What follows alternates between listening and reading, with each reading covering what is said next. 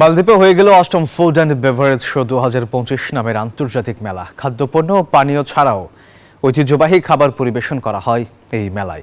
মালদ্বীপ সহ 4টি দেশের মোট 40টি কোম্পানি অংশ নেয় এই মেলায়। প্রতিটি দিনেই ছিল দর্শনার্থীদের উপচে পড়া ভিড়। মালদ্বীপ থেকে ইমরান তালুকদারের তথ্যচিত্রে ডেস্ক রিপোর্ট। এশিয়ার 4টি দেশের প্রায় শতাধিক কোম্পানির অংশগ্রহণে অনুষ্ঠিত হলো আন্তর্জাতিক এই মেলা।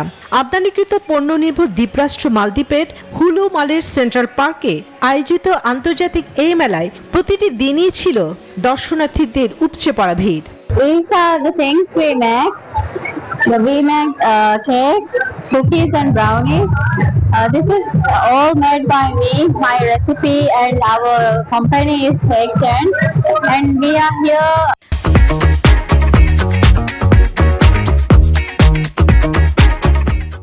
মালদ্বীপে প্রায় 1 লাখ প্রবাসী বাংলাদেশিদের কর্মক্ষেত্র।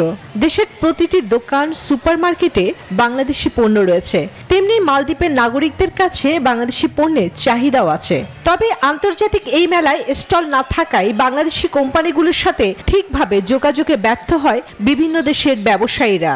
এখানে অনেক স্টলে আমাদের বাংলাদেশি পণ্য থাকলেও দুঃখের বিষয় হচ্ছে বাংলাদেশে এত বড় বড় কোম্পানি থাকা সত্ত্বেও এখানে একটি বাংলাদেশি কোনো স্টল এখন পর্যন্ত আমার চোখে পড়েনি। তবে আশা করব বাংলাদেশ সবসময় বিশ্বের সব উন্নত দেশে তাদের ফুড যে ফেস্টিভ্যাল হয় সেখানে অংশগ্রহণ করে। এই ধরনের আন্তর্জাতিক মেলায় বাংলাদেশি পণ্যের প্রদর্শন করা গেলে নতুন ক্রেতার পাশাপাশি দেশীয় পণ্যের রপ্তানি বাড়ানো সম্ভব হবে। বড় অবদান রাখবে দেশের অর্থনীতিতে, মত সংশ্লিষ্টদের। Desk report, news 24।